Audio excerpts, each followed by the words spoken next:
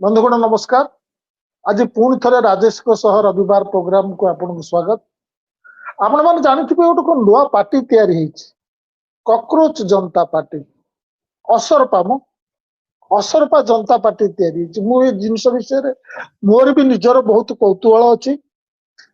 कहीं चलतु पचार राजेश महापात्र को। राजेश बाबू आपण को प्रोग्राम को स्वागत। एबे गोटे कॉकरोच जनता पार्टी बाहर असरपा जनता पार्टी एमती कौन है आपण को निजक मु थे देखी गोटे प्रोग्राम कहले जे आपण से पार्टी मेंबर हो कहीं से पार्टी मेंबर हो जाइए मु ए विषय विशेष किसी जानी आपण टिके ओडिया दर्शक मान कहतु ना देखंतु मु मेंबर है नै कोनोसी जिंसर से माने गोटे एटा गोटे ऑनलाइन उद्यम आ से माने गोटे गूगल फॉर्म सर्कुलेट कले कि सेथरे से माने कहिले कि जदि चारिटी क्राइटेरिया इथु जदि कोन आपण चारिटी क्राइटेरिया फुलफिल करूछंती ताले आमे आपण आम पार्टी रो मेंबर हे परबे। से चारिटी क्राइटेरिया कोन थिला जे आपण अनएम्प्लॉयड हेथिबे, बेरोजगार हेथिबे, आपण क्रॉनिकली ऑनलाइन रहउथिबे माने अधिकांश समय आपण ऑनलाइन रहउछंती आउ आपण हां आउ आपण अलसुआ हेथिबे आउ आउ आपण सब बेले गोटे प्रोफेशनली सब बेले गोटे रैंट करथुबे माने पें करथुबे सब बेले के करथुबे। हां मु कहले चारिटा जाक क्राइटेरिया हम ऊपर तो बसुची आमे बेरोजगार आमे अलसुआ आमे तो अधिकांश समय ऑनलाइन बितोछु जेमती एबे एठी बक बक करूछु। हां आउ नले अन्य मानकर कोन बक बक सुनुछु आउ आमे सब बेले आमे सब जिंस को नै कि हमकु प्रॉब्लम आमे सब जिंस रा आलोचना करूछु तन मु कहली आमे ए जिंस टी पय फिट करूछु सेथे मु कहली अप्लाई कर दबा किंतु हमर कोनोसी एप्लीकेशन रो कंफर्मेशन ए पर्यंत आसी नै सेथे किछटा दुख भी होछि हमकु ना आपण एबे भी तो जुब अछंती। हां से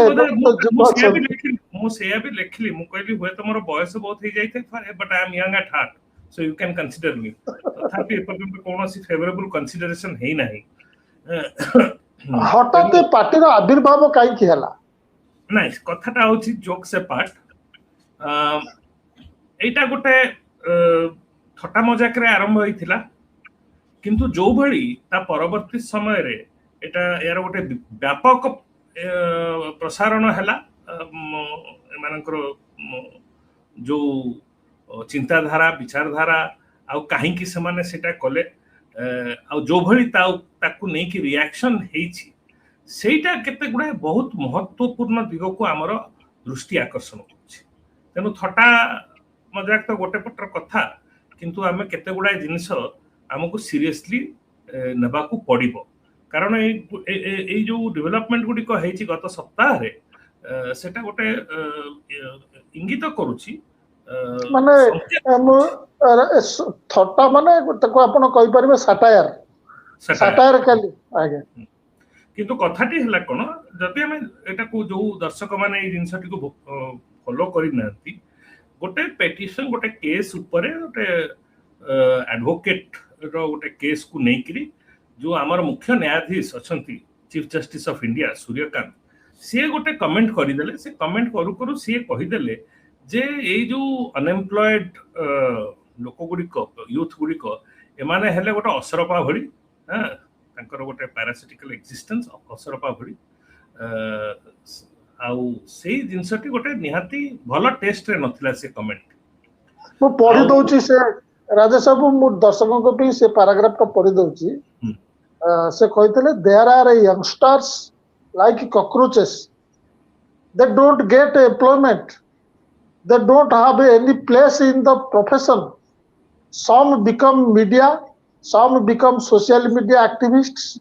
some become RTI activists they start attacking everyone ठीक ठीक कथाटी आ तापरे ये गोटे अमेरिका रे गोटे बोस्टन यूनिवर्सिटी जने अछंती सी अभिजीत दिक्के करी सी ता ऊपर गोटे निजर एक्स पोस्ट रे पके देले जे जदि सबु असरपा माने ମିଶି ଯାଆନ୍ତି ଏକାଠି ହେଇଯାଆନ୍ତେ ତାହେଲେ କ'ଣ ହବ what if all the cockroaches got together. ଅଚାନକ ଏଇ ତାଙ୍କରି ଗୋଟିଏ ବକ୍ତବ୍ୟଟି ଯୁବା ଗୋଷ୍ଠୀଙ୍କ ଭିତରେ ତାର ଗୋଟେ ଅଜବ ତରହରେ ଅପିଲ ହେଇଗଲା। ତ ସମସ୍ତେ ଦେଖିବାକୁ ନିଜକୁ କହିଲେ ହଁ ଆମେ ବି କକ୍ରୋଚ। ଯୁବା ଗୋଷ୍ଠୀଙ୍କର ସେଟାର ଗୋଟେ ଇଣ୍ଟରପ୍ରିଟେସନ କରିବାର ଆଉ ଗୋଟେ ସେମାନେ ଯୋଉମାନେ ଆସିଛନ୍ତି ତାଙ୍କର ଇଣ୍ଟରପ୍ରିଟେସନ କରିବାର ଅଛି କଣ ଅସରପା ତା ଏକ ପ୍ରକାରର ଆମ ପାଇଁ ସବୁଠୁ ଗୋଟେ ଆଭଏଡେବଲ ନଟ୍ ଡିଜାୟରେବଲ ଇନସେକ୍ଟ, କିନ୍ତୁ ଆଟ୍ ଦ ସେମ୍ ଟାଇମ୍ ଅସରପା ର ଆଉ ଗୋଟେ ଜିନିଷ କକ୍ରୋଚ ର କ୍ୟାରେକ୍ଟରିଷ୍ଟିକ ଫିଚର ଅଛି ସେ ଭାରି ରେଜିଲିଏଣ୍ଟ। ସିଏ ନ୍ୟୁକ୍ଲିୟର ୱାର ବି ସର୍ଭାଇଭ କରିପାରିବ, ମାନେ ପ୍ରତିରୋଧ କରିପାରେ ହଁ ହଁ। ତ କୋଉଠି ନା କୋଉଠି ସେଇ ଯୋଉ କ୍ୟାରେକ୍ଟର ସହିତ ଏଇ ଯୋଉ ଯୁବବର୍ଗ ନିଜକୁ ହୁଏତ ଆଇଡେଣ୍ଟିଫାଏ କରୁଛନ୍ତି। ତେଣୁ ଏଇଟା ତା ପରବର୍ତ୍ତୀ ସମୟରେ ଯାହା ହେଲା ସେମାନେ ଗୋଟେ କକ୍ରୋଚ ଜନତା ପାର୍ଟି କରିକି ଆରମ୍ଭ କଲେ।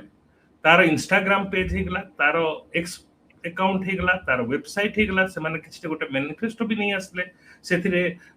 ବିଭିନ୍ନ ପ୍ରକାରର ସେମାନେ ଯୋଉ ଡିମାଣ୍ଡ ରଖିଲେ ସେଟା ପରେ ଆମେ ପରେ ଚର୍ଚ୍ଚା କରିପାରିବା। କିନ୍ତୁ ହେଲା କ'ଣ ଏଇ ଯୋଉ ଇନଷ୍ଟାଗ୍ରାମ ଆକାଉଣ୍ଟ ତାପରେ ସେମାନେ ଗୋଟେ ଗୁଗଲ ଫର୍ମ ପକେଇଦେଲେ କି ଯୋଉମାନେ ଏଇ ଯୋଉ 4ଟି କ୍ରାଇଟେରିଆ ମୁଁ କହିଲି 4ଟି କ୍ରାଇଟେରିଆ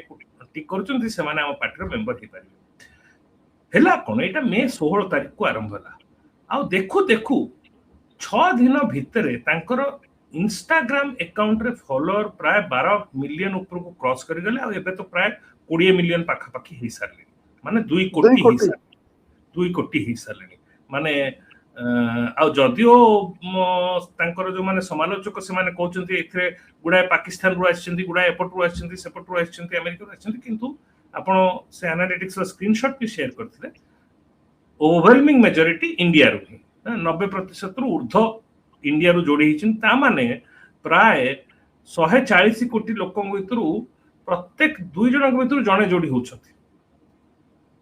ସରି ମାନେ ପ୍ରତ୍ୟେକ 70 ଜଣଙ୍କ ଭିତରୁ ଜଣେ ଯୋଡି ହଉଛନ୍ତି। ପ୍ରତ୍ୟେକ 70 ଜଣଙ୍କ ଭିତରୁ ଜଣେ ଯୋଡି ହଉଛନ୍ତି। ଆଉ ଯଦି ଆମେ ଯୁବା ପପୁଲେସନ ନେଇଯିବା ଆମ ଦେଶର ପ୍ରାୟ 80-90 କୋଟି ପିଲା, ସେଥିରୁ ଯଦି 2 କୋଟି ତାଙ୍କୁ ଫଲୋ କରୁଛନ୍ତି ଏବେ, ତାମାନେ ପ୍ରତି 40 ଜଣ ଯୁବାଙ୍କ ଭିତରେ ଜଣେ ଯୁବା ତାଙ୍କୁ ଫଲୋ କରୁଛି। ତେଣୁ ଏଇଟା ବହୁତ ତ ଆମକୁ ପ୍ରଶ୍ନ ଯୋଉଟା ପଚାରିବାର ଅଛି ଯେ କାହିଁକି ଏଇଟା କ'ଣ ଦର୍ଶଉଛି? ଏଇଟା କ'ଣ ଦର୍ଶଉଛି? ଏଇଟା ନିଶ୍ଚିତ ରୂପେ ଯୁବଗୋଷ୍ଠୀଙ୍କ ଭିତରେ ଯୋଉ ଆକ୍ରୋଶ ଆଉ ଅସନ୍ତୋଷ ଅଛି, ସେ ଆକ୍ରୋଶ ଆଉ ଅସନ୍ତୋଷ ଗୋଟେ ନୂଆ ସ୍ତରରେ ପହଞ୍ଚି ସାରିଲାଣି, ସେଟା ସେ ଦର୍ଶଉଛି। ଦ୍ୱିତୀୟ କଥା ଯେ ଆପଣ ଯୋଉ ବାରମ୍ବାର ଯୋଉ ଆମର ଯୋଉ ଏଇ ବ୍ୟବସ୍ଥାକୁ ନେଇକରି ଆମେ ଯାହା ଦେଖୁଛୁ, ଯଦି ଯୋଉ ସମସ୍ୟା ଗୁଡିକ ଅଛି ଏବେ ଯୋଉ ଯୁବଗୋଷ୍ଠୀଙ୍କ ସହିତ ତାଙ୍କୁ ଯଦି ଚାକିରି ମିଳୁନାହିଁ, ତାଙ୍କୁ ଯଦି ଗୁଣାତ୍ମକ ଶିକ୍ଷା ମିଳୁନାହିଁ, ସେଇଟା ଗୋଟେ ଆମର କହିବା ଗୋଟେ ସାମାଜିକ ବିଫଳତା। ଆମର ଗୋଟେ ସେଟା ସାମାଜିକ ବିଫଳତା। ଆଉ ତାର ଗୋଟେ ସାମୂହିକ ସମାଧାନ ଦରକାର। ଆଉ ଆମେ ସାମୂହିକ ସମାଧାନ ନ ଖୋଜି ଆମେ କ'ଣ କରୁଛେ? ଆମେ ବାରମ୍ବାର ବ୍ୟକ୍ତି ବିଶେଷ ଆଲୋଚନା କରୁଛେ। ସେ ପିଲାଟାକୁ କଲେଜରେ ଆଡମିସନ ମିଳିଲା ନାହିଁ, ସେ ପାଠ ପରିଶ୍ରମ କରିନଥିବ, ଠିକ ସେ ପାଠ ପଢିନଥିବ, ତମକୁ ଚାକିରି ମିଳିଲା ନାହିଁ, ତମର ଯୋଗ୍ୟତା ଠିକ ସେ ନଥିବ ପରା, ତମ ଭାଗ୍ୟ ଖରାପ, ଏ କଥା ନୁହେଁ, ଶନି ପୂଜା ଦରକାର। ହଁ, ଏ କଥା ନୁହେଁ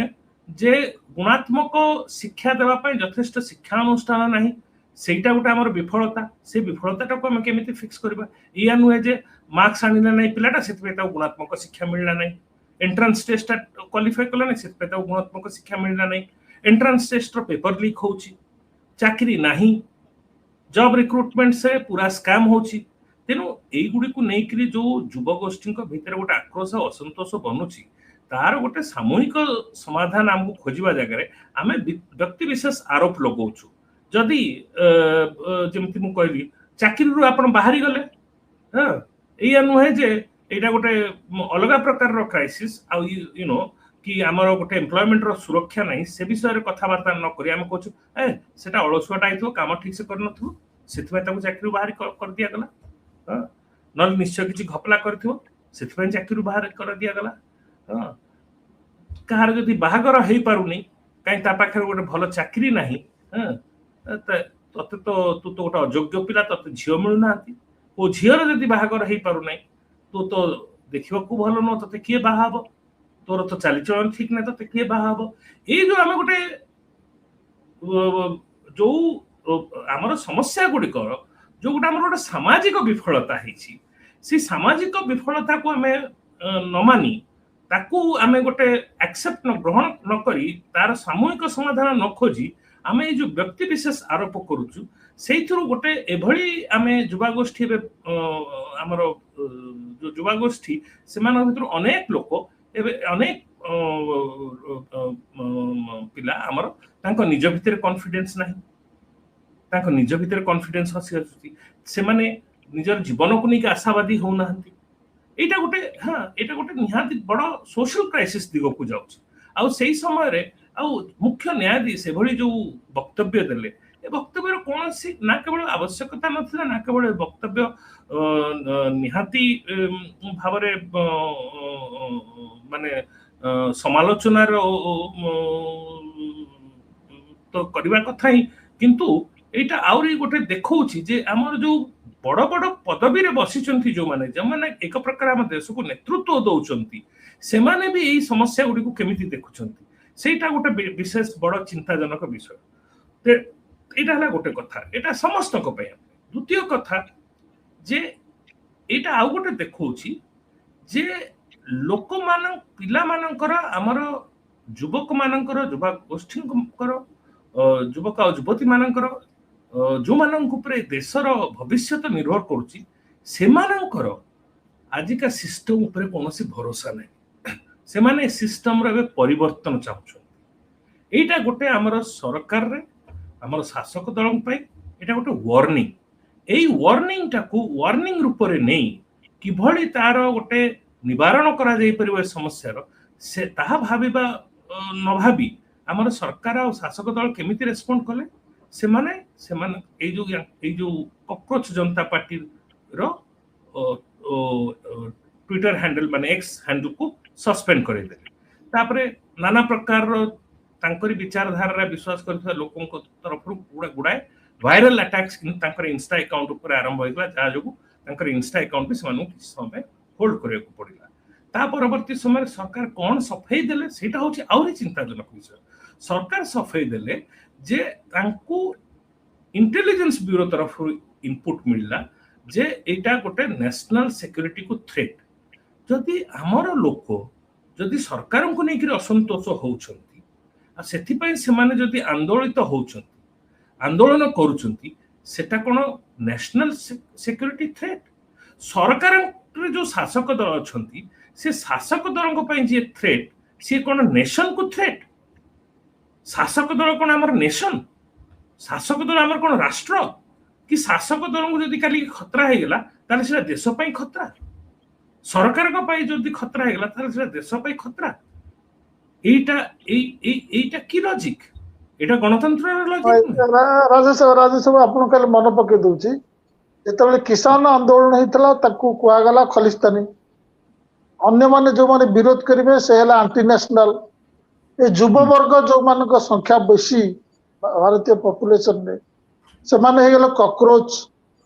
एंड ये तो सरकार देश प्रति विपद ये गोटे नुआ धारा गोटे आरंभ होइछ मु खाली आपन को मु प्रश्न पचारिबे जे जो दलटा तयारी जो पार्टीटा तयारी होला याका ऊपर मीडिया नजर बहुत पड़ी बहुत जगह से अभिजीत पुली पिलाटी साक्षात्कार देछि मु देखि से आज तार से जो इंटेंशन केमिति स्टार्ट कला तार सब बड़ कथा तार अंडरस्टैंडिंग केते तार आइडियोलॉजी कोन से कहतो ता आइडियोलॉजी विषय रे से आपन टिके कहतु से कोन कहि छथि ना से तो मु गोटे सटायर भी पकेली हां जोटा कि फेसबुक रे वायरल भी हे जाई छी हम देखिछि सेटार गोटे कॉपी अछि आपन मानकर दर्शक मोरो ना नै कि YouTube चैनल टाइप कले कि सब्सक्राइब कले राजेश डैश महापात्र रे मिली जिवो ମୁଁ ଗୋଟେ ସଫାୟାର ଉପରେ କହିଲି କାହିଁକି ସେମାନଙ୍କର ବ୍ୟାନ୍ ହେଲା ସେଥିରୁ ମୁଁ କହିଲି ମୂଳ କାରଣଟା ହେଲା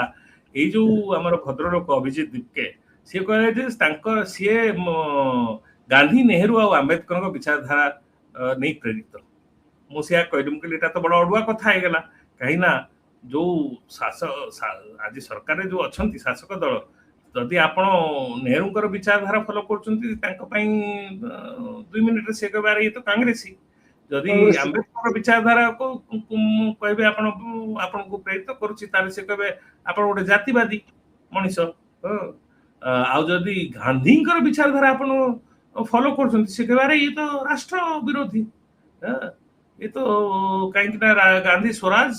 କଥା କହିଥିଲେ ଅହିଂସା କଥା କହୁଥିଲେ ଶାନ୍ତି କଥା କହୁଥିଲେ ଶାନ୍ତିପୂର୍ଣ୍ଣ ଆନ୍ଦୋଳନ କଥା କହୁଥିଲେ। ଏମାନେ ତ ସବୁବେଳେ ଏମାନେ ସେଥିରେ ହିଂସାରେ ବିଶ୍ୱାସ କରନ୍ତି ସବୁ ସମୟରେ ଦୁଇ ସମୁଦାୟ ଭିତରେ ହିଂସା କରିବାର ଚେଷ୍ଟା କରନ୍ତି ତେଣୁ ଏମାନଙ୍କ ପାଇଁ ଗାନ୍ଧୀ ହେଲେ ରାଷ୍ଟ୍ର ବିରୋଧୀ। ତ ମୁଁ କହିଲି କି ଆଉ ଯଦି କଂଗ୍ରେସ ମାନସିକତା ଆଉ ଜାତିବାଦୀ ଆଉ ରାଷ୍ଟ୍ର ବିରୋଧୀ ଏମାନେ କକରୋଜ ଜନତା ପାର୍ଟି ଯୋଉଟା ଅଭିଜିତ ଦିପକେ କହିଲେ ଗାନ୍ଧୀ ନେହେରୁ ଆଉ ୟାଙ୍କର ଇଏକୁ ନେଇକି ସେ ପ୍ରେରିତ ତାହେଲେ ତ ବହୁତ ଅଡୁଆ ହେଇଗଲା। କିନ୍ତୁ ଦେଖନ୍ତୁ ସେ ଯୋଉ ସେ କଥା ବି କହିଲେ ଶୁଣନ୍ତୁ ସେ ତାଙ୍କର ଆଇଡିଓଲୋଜି କଣ ସେ କିଛି ସମୟ ଆମ୍ ଆଦମୀ ପାର୍ଟି ସହିତ ଆସୋସିଏଟେଡ ଥିଲେ ତାର ବି ପୁରୁଣା ସବୁ ଆସିଲା ଗୁଡାଏ ଯୋଉ ସେ ବ୍ୟାନ୍ ହେଲା ପରେ ଆଉ ଗୁଡାଏ ଏକାଉଣ୍ଟସ ଆସିଛି ତା ସହିତ ବି ଆମ୍ ଆଦମୀ ପାର୍ଟି ଯୋଡିଛନ୍ତି। ପ୍ରଶ୍ନଟା ଆମେ ସେ ଡିବେଟକୁ ମୁଁ ଯିବା ପାଇଁ ଚାହୁଁନାହିଁ କାହିଁକିନା ସେଇ ଡିବେଟକୁ ଏମାନେ ଚାହୁଁଛନ୍ତି ଲୋକ ଆସନ୍ତୁ।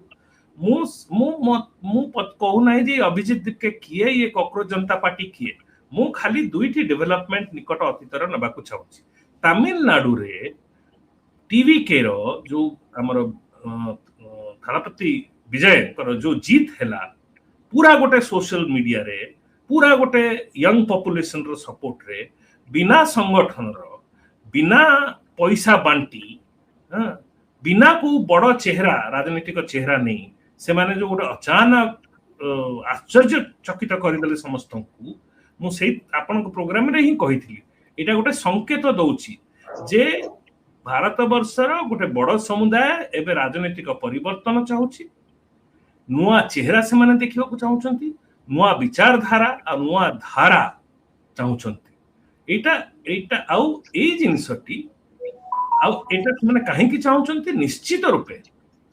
ଏଇ ଯୋଉ ଆମର ଯୋଉ ଏବେ ଯୋଉ ସାମ୍ପ୍ରତିକ ଶାସକ ଦଳ ଅଛନ୍ତି ତାଙ୍କର ଯୋଉ ରାଜନୀତି ତାଙ୍କର ଯୋଉ ଅର୍ଥନୀତି ତାଙ୍କର ଯୋଉ ବ୍ୟବସ୍ଥା ଭାଙ୍ଗିବା ଚଲେଇବାର ଷ୍ଟାଇଲ ଏଇ ସବୁ ଜିନିଷକୁ ନେଇ ସେମାନେ ପ୍ରତିରୋଧର ଗୋଟେ ସ୍ୱର ଉଠାଉଛନ୍ତି। ଅପର ପକ୍ଷରେ ଏଇଟା ଆମର ବିପକ୍ଷରେ ଯୋଉ ଅଛନ୍ତି ପ୍ରତିପକ୍ଷରେ ଯୋଉ ପାର୍ଟି ଗୁଡିକ ଅଛନ୍ତି ତାଙ୍କ ପାଇଁ ବି ଗୋଟେ ଷ୍ଟ୍ରଙ୍ଗ ମେସେଜ କାହିଁକି ଯୋଉ ମୁଦ୍ଦା ଗୁଡିକ କକରୋଜ ଜନତା ପାର୍ଟି ଉଠେଇଛି ମୂଳତଃ ଏଇ ରୋଜଗାର ଶିକ୍ଷା ୱିମେନ ରିଜର୍ଭେସନ କରପ୍ସନ ଏଇ ଯୋଉ ମୁଦ୍ଦା ଗୁଡିକ ଯୋଉ ଉଠେଇଛି ଏଇ ମୁଦ୍ଦା ଗୁଡିକ ତ ପ୍ରତିପକ୍ଷ ବିପକ୍ଷ ଅନେକ ଦିନ ହେଲା କହି ଆସୁଛନ୍ତି କିନ୍ତୁ ସେମାନେ ଗୋଟେ ଲୋକଙ୍କର ଯୋଉ ଜନମାନସ ଉପରେ ପ୍ରଭାବ ପକେଇ ପାରୁନାହାନ୍ତି। ଇଏ ଗୋଟେ 6 ଦିନିଆ ପାର୍ଟି ଅନଲାଇନ କେମିତି ପକେଇଦେଲା ପ୍ରଭାବ ସେଇଟା ଗୋଟେ ବିପକ୍ଷରେ ଯୋଉମାନେ ଅଛନ୍ତି ତାଙ୍କ ପାଇଁ ବି ମେସେଜ ପଠାଉଛି ଯେ ବିପକ୍ଷରେ ଯୋଉ ଚେହେରା ସବୁ ଅଛନ୍ତି ବିପକ୍ଷରେ ଯୋଉ ପାର୍ଟି ଗୁଡିକ ଅଛନ୍ତି ତାଙ୍କ ଉପରେ ବି ଏମାନଙ୍କର ଭରସା ନାହିଁ। ତେଣୁ ରାଜେଶ ବାବୁ ମୁଁ ଭାବୁଛି ମୁଁ ୟାର କନକ୍ଲୁଜନ କରୁଛି ଏଇଟା ଗୋଟେ ସାଟାୟାର ଉପାୟରେ ଆସିଥିଲା ଏବଂ ୟାର ଗୋଟେ ନୋଭେଲିଟି ଅଛି ନୂଆ ମୁହଁ ନୂଆ ଲୋକଟେ କିଏ ଆସିଗଲା ଆପଣ ଯୋଉଟା କହୁଛନ୍ତି ସେଇଟା ବି ସତ। ମୁଁ ଆଉ ଗୋଟେ ଦିଗ କହୁଛି ଏ ଯୋଉ ଫ୍ରଷ୍ଟ୍ରେସନ ର ଯୋଉ ଆଉଟଲେଟ ରିଫ୍ଲେକ୍ସନ ତାକୁ ଚାପି ଦିଆହଉଛି। ମୁଁ କେତେଟା ଉଦାହରଣ ଦଉଛି ଯୁବବର୍ଗ ସିନେମା ଦେଖନ୍ତି ଆଜିକାଲି ଯୋଉଭଳି ସିନେମା ଆସୁଛି ଧୁରନ୍ଧର ଆସୁଛି ଦେଶ ପ୍ରେମ ଇଏ ସବୁ ସେଥିରେ ରିଫ୍ଲେକ୍ଟ ନାହିଁ। ଆପଣ ଦେଖିବେ ମିଡିଆରେ ଏ ରୋଜଗାର ଫୋଜଗାର କଥା ସାଧାରଣତଃ ଡିଜିଟାଲ ମିଡିଆରେ ଯାହା ଆଲୋଚନା ହଉଛି ମେନ୍ ଷ୍ଟ୍ରିମ୍ ମିଡିଆରେ ତାର ଆଲୋଚନା ନାହିଁ। ଏ ଫ୍ରଷ୍ଟ୍ରେସନଟା ଇଲେକ୍ସନ ରେଜଲ୍ଟରେ ବି ରିଫ୍ଲେକ୍ଟ ହଉନି। ଇଲେକ୍ସନଟା ଏମିତି ସେମିତି କରିଦିଆ ହଉଛି ସେଠି ବି ରିଫ୍ଲେକ୍ଟ ହଉନି। ଆଜିକାଲି ଯୋଉ ସେମାନଙ୍କର ତାହେଲେ ଆଉଟଲେଟ୍ କ'ଣ ସେମାନେ ଜଣେଇବେ କେମିତି? ଆପଣ ଦେଖନ୍ତୁ ଏ ବର୍ଷ ଗତ 2 ବର୍ଷ ହେଲା ଆଇଟି କମ୍ପାନୀ ମାନଙ୍କର ଇନଟେକ୍ କମି ଯାଉଛି, ନୂଆ ରିକ୍ରୁଟମେଣ୍ଟ କମି ଯାଉଛି, ପେପର ଲିକ୍ ହେଉଛି, ଆଉ ରୋଜଗାର ବିଷୟରେ ତ ଆଲୋଚନା ହିଁ ନାହିଁ। ଯୋଉଭଳି ଭାବରେ ଲୋକ ଛୋଟିଆ ଛୋଟିଆ ଚାକିରି ପାଇଁ ଆମର ଏବେ ଭୁବନେଶ୍ୱର ଏୟାରଫିଲ୍ଡରେ ଯୋଉ ବିଜୁ ପଟ୍ଟନାୟକ ଏୟାରଫିଲ୍ଡରେ ଆପଣ ସେ ଚିତ୍ର ଦେଖିଥିବେ, ଲକ୍ଷେ ପିଲା ବସିଥିଲେ ଗୋଟେ ଛୋଟିଆ କିଛି ଚାକିରି ପାଇଁ। ୟାକୁ ଆଜିକାଲି ଜେନ୍ଜି ପିଲା ଚାହାନ୍ତିନି ମନ୍ତ୍ରୀ ପାସ୍ କରିବେ ବୋଲି ଟ୍ରାଫିକରେ ଅଧଘଣ୍ଟେ ଆପଣଙ୍କୁ ହୋଲ୍ଡ କରିକି ରଖାଯିବ। ନୂଆ ଜେନେରେସନ ଯୋଉ ପିଲା ଆସିଛନ୍ତି, କିନ୍ତୁ ତାଙ୍କର ଏ ପ୍ରୋବ୍ଲେମଟା କୋଉଠି ରିଫ୍ଲେକ୍ଟ ହଉନି। ଲୋକଙ୍କୁ ରିଲ ଦେଖେଇ, ଲୋକଙ୍କୁ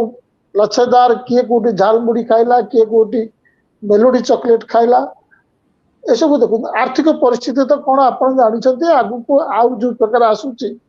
ଟଙ୍କାର ଅବମୂଲ୍ୟାୟନ ହଉଛି, ଏସବୁ ୟାର ପ୍ରଭାବଟା କ'ଣ ଏଇଆ ରହିବ ନା ବିଦେଶରେ ମଧ୍ୟ ଏହାର they will take notice of it? ନାଇଁ, ଆପଣ ଯୋଉ କହିଲେ ଏକଦମ ଠିକ କଥା କହିଲେ, ଏକଦମ ଠିକ କଥା କହିଲେ। ପ୍ରତ୍ୟେକଟି କଥା ସହିତ ମୁଁ ସହମତ। ମୁଁ ଯୋଉଭଳି ଦେଖେ ସମୟ ସମୟରେ, କାହିଁକି ମୁଁ ଏଇ ଯୋଉ ବାରମ୍ବାର ଆମେ ପ୍ରଶ୍ନ କରୁ ଯେ ଯଦି ଆମର ଲୋକଙ୍କୁ ଏତେ ଇକୋନୋମିକ ହାର୍ଡସିପ ହଉଛି, ବେରୋଜଗାରୀ ହଉଛି, ମହଙ୍ଗାଇ ବଢୁଛି, ତାହେଲେ ସେଟାର ରାଜନୈତିକ ପ୍ରତିଫଳନ କାହିଁକି ହଉନାହିଁ? ଏଇ ପ୍ରଶ୍ନଟି ମତେ ଅନେକ ସମୟରେ ପଚାରନ୍ତି। ସେଇଟା ଗୋଟେ ବଡ ଜଟିଳ ବିଷୟ, ତାକୁ ଆମେ ଆଗକୁ ଚର୍ଚ୍ଚା କରିପାରିବା। କିନ୍ତୁ ସଂକ୍ଷେପରେ ଏଇଆ କହିବା ଯେ ସରକାରଙ୍କ ତରଫରୁ, ଶାସକ ଦଳଙ୍କ ତରଫରୁ ଏଗୁଡିକ ୟାର ରାଜନୈତିକ ପ୍ରତିଫଳନ ନା ହଉ ତାର ବି ଗୁଡେ ବ୍ୟବସ୍ଥା କରି ଦିଆଯାଇଛି। କିନ୍ତୁ ସେଇ ବ୍ୟବସ୍ଥା ଗୁଡିକ ଚିରସ୍ଥାୟୀ ନୁହେଁ। କାହିଁକି? ଲୋକଙ୍କ ଝୁଲାରେ କିଛିଟା ଫ୍ରି ଚାଉଳ, ଫ୍ରି ଡାଲି ପକେଇ ଦେଇ, କିମ୍ବା ପ୍ରତ୍ୟେକ ସମୟରେ ଗୋଟେ ହିନ୍ଦୁ ମୁସଲମାନ ଚଲେଇ, କିମ୍ବା ଗୋଟେ ଆପଣ ଫ୍ରି ଡେଟା ଦେଇ, ଯୋଉ ଫ୍ରି ଡେଟାଟା ଦେଇଥିଲେ ଏବେ ଫ୍ରି ଡେଟା ବି ବନ୍ଦ ହେବା ଆରମ୍ଭ ହେଲାଣି। କାରଣ କେତେ ଦିନ ପର୍ଯ୍ୟନ୍ତ ଜିଓ ଆପଣଙ୍କୁ ଫ୍ରି ଡେଟା ଦବ? ତ ଗୋଟେ ପ୍ରକାରର ପିଲାଙ୍କର ଧ୍ୟାନ ଗୋଟେ ହଟା ହେଇଯାଇଥିଲା। ମୁଁ ଯେତେବେଳେ ବହୁତ ଗୁଡାଏ ମୁଁ ଏଇ ଯୋଉ ଛାତ୍ର ଆନ୍ଦୋଳନ ଆଉ ଯୋଉ ଯୁବ ଆନ୍ଦୋଳନ ହେଇଛି ଗତ 5-6 ବର୍ଷରେ, ଖାସ କରିକି ଉତ୍ତର ଭାରତରେ, ମୁଁ ସେଗୁଡିକୁ ଯାଇଛି ଦେଖିବା ପାଇଁ ବହୁତ କ୍ଲୋଜରୁ। ମୁଁ ଉତ୍ତରପ୍ରଦେଶ 2022 ଇଲେକ୍ସନରେ କଭର କଲା ବେଳେ ମୁଁ ଗୁଡାଏ ୟୁନିଭର୍ସିଟିରେ, ଇଲାହାବାଦ ୟୁନିଭର୍ସିଟିରେ, ଏଠି ଏଇ ସବୁ ଗୁଡାକରେ ଛାତ୍ର ମାନଙ୍କର ଗୋଟେ ବଡ ବଡ ଗ୍ରୁପ ଗୁଡିକ ସହିତ ମୁଁ ଡିସ୍କସନ କରିଛି। ସେମାନେ ତାଙ୍କର ସବୁ କମ୍ପ୍ଲେଣ୍ଟ, କେମିତି ପୋଜିସନ ଭରା ହଉନାହିଁ, କେମିତି ସ୍କାମ ହଉଛି। ତାପରେ ମୁଁ ଯେତେବେଳେ ପଚାରିବି ଭୋଟ କାହାକୁ ଦବ, ଭୋଟ ଦେଲା ବେଳକୁ ତାଙ୍କର ଭ୍ୟୁଟା ବଦଳିଯାଏ। ମୁଁ ସେତେବେଳେ ଦେଖୁଥିଲି, ବାରମ୍ବାର ମୁଁ କହୁଥିଲି, ଯୋଉ ପର୍ଯ୍ୟନ୍ତ ଆମର ଯୁବାଗୋଷ୍ଠୀ ଯୋଉ ନୀତିକୁ ନେଇକି କମ୍ପ୍ଲେଣ୍ଟ କରୁଛନ୍ତି, ଯୋଉ ନୀତି ତାଙ୍କୁ ଏଫେକ୍ଟ କରୁଛି, ଯାହାକୁ ନେଇକି କମ୍ପ୍ଲେଣ୍ଟ କରୁଛନ୍ତି, ସେ ନୀତିର ପଛରେ ଯୋଉ ରାଜନୀତି ଅଛି, ସେ ରାଜନୀତିକୁ ଯଦି ନ ବୁଝିବେ, ସେ ନୀତି ଆଉ ରାଜନୀତି ଭିତରେ ଗୋଟେ ଯୋଉ ସହଜୀବୀ ସମ୍ବନ୍ଧ ଅଛି ସେଟାକୁ ନ ବୁଝିବେ, ସେବେ ପର୍ଯ୍ୟନ୍ତ ଏ ଯୁବାଗୋଷ୍ଠୀ କୌଣସି ପ୍ରକାରର ପରିବର୍ତ୍ତନ ଆଣିବା ପାଇଁ ଗୋଟେ ଏଜେନ୍ସି ବନି ପାରିବେ ନାହିଁ। ଏଇ ଜିନିଷଟି ମୁଁ ବହୁତ ବର୍ଷ ପର୍ଯ୍ୟନ୍ତ କହିଲି। ମାନେ ମୁଁ 2017-18 ଏଇ ମୁଭମେଣ୍ଟ, ଏଇ ଆନ୍ଦୋଳନ ଗୁଡିକୁ ଫଲୋ କରୁଛି। କୋଭିଡ ପରବର୍ତ୍ତୀ ସମୟରେ ବି ଦେଖିଲି। କିନ୍ତୁ ଆପଣ ଯଦି କହିବେ ଗତ ବର୍ଷ 2 ବର୍ଷ ଭିତରେ ମୁଁ ଯାହା ଅନୁଧ୍ୟାନ କରୁଛି, ଏବେ ଧୀରେ ଧୀରେ ଏ ଯୁବାଗୋଷ୍ଠୀ ଏ ନୀତି ଆଉ ରାଜନୀତି ଭିତରେ ଯୋଉ ସହଜୀବୀ ସମ୍ବନ୍ଧ ଅଛି ସେଟାକୁ ବୁଝିବା ଆରମ୍ଭ କଲେଣି। ଆଉ ତାର ଡିରେକ୍ଟ ମ୍ୟାନିଫେଷ୍ଟେସନ ହଉଛି କକରୋଚ ଜନତା ପାର୍ଟି। ଏବେ ତାଙ୍କର କ୍ଲାରିଟି ସହିତ ସେମାନେ କହୁଛନ୍ତି କି ନା, ଏଇ ଆମର ଯୋଉ କକରୋଚ ଜନତା ପାର୍ଟି କୋଉ ଗୋଟେ ପର୍ଟିକୁଲାର ଏକ୍ସାମ ର ପେପର ଲିକ୍ କିମ୍ବା କୌଣସି ଜବ ରିକ୍ରୁଟମେଣ୍ଟ ସ୍କାମ କୁ ନେଇକି ବନି ନାହିଁ। ଏଇଟା ଗୋଟେ ପୁରା ବ୍ୟବସ୍ଥା ଉପରେ, ବ୍ୟବସ୍ଥା ଜନିତ କଣ ସମସ୍ୟା ଅଛି ସେଇଟାକୁ ସେମାନେ ହାଇଲାଇଟ କରୁଛନ୍ତି। ସେମାନେ ବ୍ୟବସ୍ଥାରେ ପରିବର୍ତ୍ତନ ଚାହୁଁଛନ୍ତି। ଏଇଟା ଗୋଟେ ପ୍ରଥମ ଥର ମୁଁ ଦେଖିଲି ଯୁବାଗୋଷ୍ଠୀଙ୍କ ଭିତରୁ ଗୋଟେ ସାମୂହିକ ରୂପରେ ଗୋଟେ ବ୍ୟବସ୍ଥା ପରିବର୍ତ୍ତନ ପାଇଁ ଆବାଜ ଉଠିଛି। ସୋସିଆଲ ମିଡିଆରେ ଉଠିଛି। ଆପଣ କହିପାରିବେ ଯେ ସୋସିଆଲ ମିଡିଆରେ କିଛି ଦିନ ହେଇକି ଏମାନେ ସବୁ ଘରେ ବସିଯିବେ, ରାସ୍ତାକୁ ନ ଆସିବେ ଯେ ପର୍ଯ୍ୟନ୍ତ, ସେ ପର୍ଯ୍ୟନ୍ତ କଣ ପରିବର୍ତ୍ତନ ହେବ? ଏକଦମ ଠିକ କଥା କହୁଛନ୍ତି। ସେ ଅଭିଜିତ ଦୀପକେ ଯେମିତି କହିଲେ, ତାଙ୍କୁ ଜଣେ ଇଣ୍ଟରଭ୍ୟୁଅର ପଚାରୁଥିଲା कि आपणकर पार्टी केमिति करिवे संगठन केमिति बने से किछि नै आपन केवल स्मार्टफोन आ वाईफाई दरकार से एतिकी बुझिले नै जे स्मार्टफोन और वाईफाई रे हो नै काहे कि से स्मार्टफोन और वाईफाई को भी बंद कर दिया जाय परिबो कारण एठी बिग टेक ताहा करिवो जहा सरकार तन करबा को कहिबे तेनु जदि परिवर्तन चाहुछ ताहले रास्ता को तो आसीबो को पड़िबो किंतु आमे गोटे समय रे सब किछि जिंस मु जहा देखे मु प्रत्येक समय सब जिनिसर पॉजिटिव आउटकम ता देखे मोते तमिलनाडु रो जतबे निर्वाचन रो जो रिजल्ट आसीला मु आपन को कहिथिबी मु एथु एहा को नै कि खूब आशावादी होची जेबे गोटे नुवा प्रकार रो परिवर्तन रो मुहिम आरंभ हो देश रे आ ठीक देखंतु तार किछि सप्ताह परे परे ही एबे कॉकरोच जनता पार्टी आसीला होय तो काली के कॉकरोच जनता पार्टी फू हे जीवो हां ए सब कोडे चली जिबे ये चली जिबे आ गोटे किछि शक्ति आसीबो कथाटा होची जे को दिगरे जिंस गुडी को जाउची दिगरे हो सेही दिगरे जाउची जे भारत वर्षर बहुसंख्या युवा वर्ग एबे बुझिलेनी कथाटी कि जे पर्यंत नीति बदलिबो नै से पर्यंत तांकर भविष्य सुरक्षित हेई परिबो नै आउ नीति से पर्यंत बदलिबो नै जे पर्यंत नीति पछरे थिबा राजनीति बदलिबो नै आउ से राजनीति से पर्यंत बदलिबो नै जे पर्यंत मौजूदा शासक दल को बदलै आ मौजूदा केवल शासक दल नुहंतु मौजूदा पॉलिटिकल सिस्टम को बदलै गोटे नुआ विचारधारा गोटे नुआ राजनीतिक धारार आरंभ न हो एटा धीरे धीरे से माने बुझिले एबे नेक्स्ट स्टेप रे आपण देखिबे प्रयास आरंभ हो किछिटा प्रयास को सफलता मिलिबो किछिटा प्रयास को सफलता मिलिबो नाही सेही भितरे अनेक लोकन को ऊपर अनेक प्रकार एलिगेशन आसीबो किए कहबो एटा को आप ठिया करोची किए कहबो एटा को कांग्रेस ठिया करोची किए कहबो एटा पछरे बीजेपी अछि एबे सब किछि चालु एबे भारत वर्षर राजनीति गोटे इन्फ्लेक्शन पॉइंट रे पहुंची सरलानी आ जो भली हमें आर्थिक संकट हम ऊपर बाबू आसिया आसुची एटा ए जो राजनीतिक परिवर्तन पई जो अनेक प्रकार प्रयास आरंभ हलानी सेगुडी को सेथरे मोमेंटम पकेबो पछु को हबो नै तनु आसीबा समय रे आपण देखिबे जो माने भाबुचंती जे जे भली चालितला से भली चालिबो आपण आपण जदी जनमत को आपण इग्नोर करि दिले काहे कि ना आपण इलेक्शन प्रोसेस को मैनिपुलेट करि नउचंती लोके ताल तापर लोके कहिबे आमे रास्ता को आसी हमको हमर इलेक्शन प्रोसेस रे बिलीफ नै तेनो एटा देश पई गोटे भलो कथा नुहे काहे कि ना एक प्रकार आमे देखिया को गले जदी प्रतिरोध राजनीति मुंड टेकुची कोठी ना कोठी हिंसा भी मुंड टेकिबो आउ हिंसा आरंभ हबो सरकारक तरफ स्टेट वायलेंस आरंभ हबो पुलिस अटैक्स बढ़िबो सरकारक अटैक जो विभिन्न प्रकार केस रे लोक को जेल भीतर पठेबा हमको करबा समको करबा आरंभ हबो आ तार पुनी रिएक्शन रे लोके भी हिंसा करिवे एटा भलो कथा नय किंतु आमे देशटा को तो इयाड ठेली दैछु आमे ही सेति पई दाई आज एतिकरे कथा सारिबा पर हां जा हो किंतु गोटे कथा मु जा लक्ष्य कली एथर युवा वर्ग कम से कम शिक्षित युवा वर्ग बाध्य कर देले हमर भी गोटे एजेंडा अछि सुनो